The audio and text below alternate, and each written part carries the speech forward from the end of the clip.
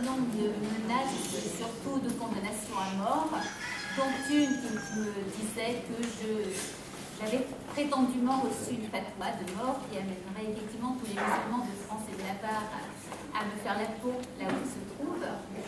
Vrai ou fausse, je n'en sais rien, il n'empêche que c'est quelque chose qui circule. Mais ce qui m'a quand même un petit peu interpellée, c'est qu'il y avait un titre à ce message qui était « Le blasphème est un délit dans l'islam ».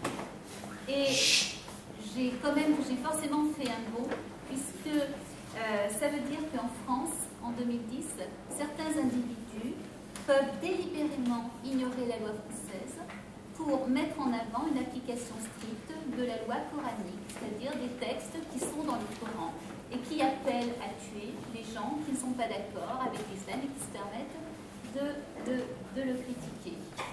Et forcément, on s'est posé la question, médiatiser ou pas. Médiatiser, ça voulait dire peut-être aussi donner plus d'importance à ce qui se passait et alerter peut-être des extrémistes capables effectivement d'essayer de me tuer. Mais en même temps, on venait de faire les apéros du 4 septembre avec un mot d'ordre qui était « Nous demandons que la charia soit expurgée des textes incompatibles avec la loi française ». Et on était en plein dedans. Donc il était normal qu'on donne de l'audience à ce qui se passait. Ça ne supprimait pas la menace de toute façon, à mon avis, mais au moins qu'on puisse dire à tout le monde, voilà où on en est en France. Il y a des gens qui lisent le Coran, ils veulent l'appliquer littéralement. On est tout le temps en train de nous dire, vous êtes des sales racistes, vous êtes des fascistes, parce qu'il y a des tas de musulmans modérés qui n'iront pas vous tuer parce que vous critiquez le Coran. Certes, mais tant que le texte existe, tant que le Coran existe avec des phrases qui appellent à tuer celui qui blasphème, à tuer celui qui est apostat, à taper, frapper les femmes, à pourchasser les homosexuels, ces phrases-là, elles existent, elles sont donc acceptables et applicables par un certain nombre de forcenés. Malika Sorel, la semaine dernière, dans une émission très intéressante sur Arte, qu'on peut encore la voir, je crois qu'elle a été sauvegardée sur certains sites, expliquait que le nombre des femmes battues avait augmenté d'une façon vertigineuse ces dernières années et qu'il y en avait 3 fois plus en Seine-Saint-Denis. Qu'on ne me dise pas qu'il n'y a pas de rapport avec l'islam et avec une application littérale du Coran. Alors, nous, ce que nous demandons, ça n'est pas compliqué, même si ça paraît impossible eu égard à l'islam qui est un système politique, un système complet, mais d'autres religions l'ont fait avant, c'est que l'islam évolue et supprime ces textes qui ne sont pas compatibles. Je répète volontiers, je le dis et je crois que je n'ai pas fini de le dire, parce que ce sont 2 exemples historiques très importants. 1791, le premier temple protestant construit dans Paris. Les protestants inscrivent la Déclaration des droits de l'homme et du citoyen à côté du Notre Père. Ce qui veut dire que la loi des hommes est plus importante que la loi divine et qu'ils reconnaissent la démocratie, la loi française. Sous Napoléon, Napoléon dit aux Juifs, vous pouvez devenir des citoyens français à une condition, c'est que vous acceptez, que vous supprimiez de vos textes ceux qui ne sont pas compatibles avec la loi française. Ils le font. Donc nous, ce que nous demandons, c'est la même chose. Alors, certains autres de nos opposants nous disent volontiers, mais attendez, vous exagérez, vous ne vous rendez pas compte, pour les catholiques, il a fallu des siècles et des siècles d'évolution pour effectivement cesser l'Inquisition, les bûchers, etc. Nous, on en est d'accord. Mais on est arrivé en 2010 en France à faire que des valeurs universelles, celles des Lumières, celles de 1789, qui peuvent être valables partout, soit notre fer de lance, soit ce qui nous permet de vivre ensemble. On ne voit pas pourquoi on ferait un bond dans la barbarie. Alors si l'islam a besoin de 100, 200 ans, 500 ans pour avancer, qu'il le fasse, mais pas ici.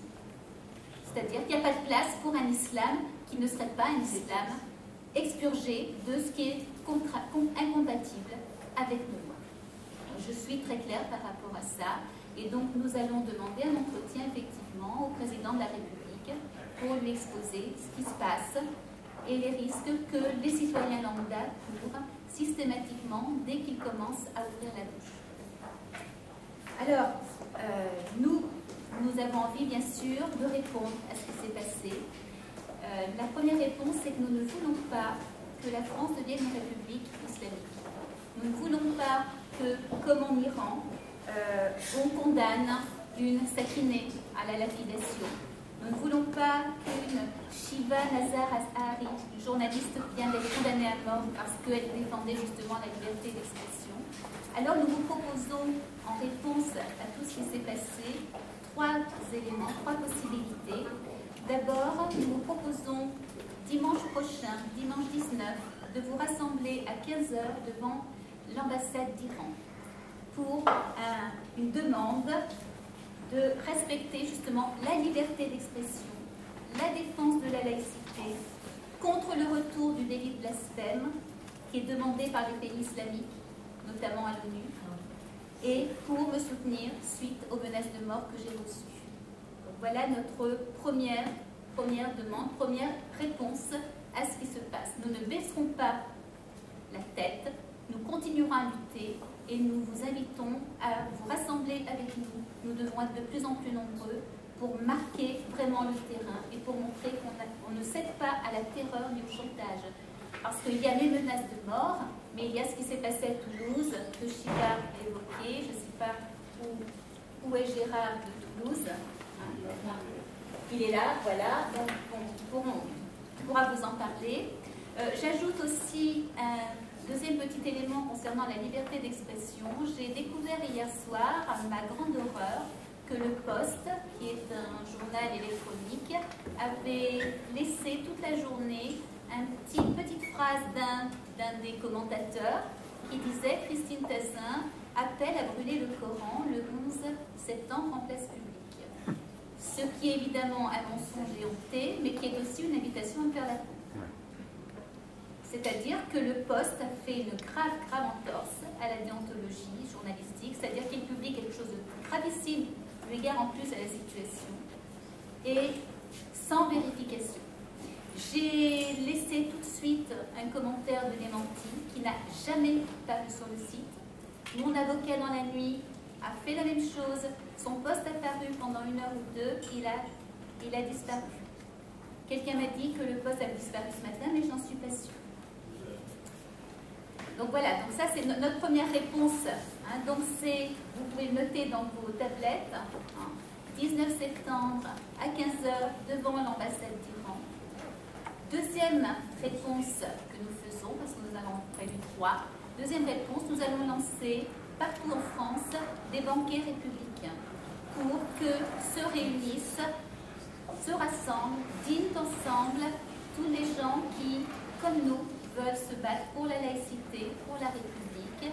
Nous proposons des conférenciers de riposte laïque qui pourront venir, qui pourront accompagner, pour que la discussion se fasse et que ce soit aussi une façon de faire connaître Résistance républicaine, de faire de nouveaux adhérents et de tisser des liens, des réseaux qui sont très importants. On a besoin plus que jamais d'être tous unis et tous sans se soucier des opinions politiques. Je crois que c'est vraiment, il est temps de mettre dans la poche les étiquettes, les peurs, les refus, etc. Là, on a un péril énorme. Donc tous ensemble, quelles que soient les étiquettes, quels que soient les partis, sur des banquets républicains, et on parle, et on échange, et on regarde ce qu'on peut faire localement. Ça, donc, c'est notre deuxième réponse. Notre troisième, c'est que nous sommes en train de réfléchir à organiser un meeting international sur la défense de la laïcité en France et en Europe, qui se ferait en décembre. Et donc, nous sommes en train de prendre des contacts pour faire venir des défenseurs de la laïcité français, des gens connus, des Européens, des gens de pays musulmans, des laïcs de pays du Maghreb, des pays musulmans, pour venir témoigner et qu'on tisse ainsi un réseau européen de résistance à l'islamisation. Voilà, je crois que je vous ai donné les grandes perspectives.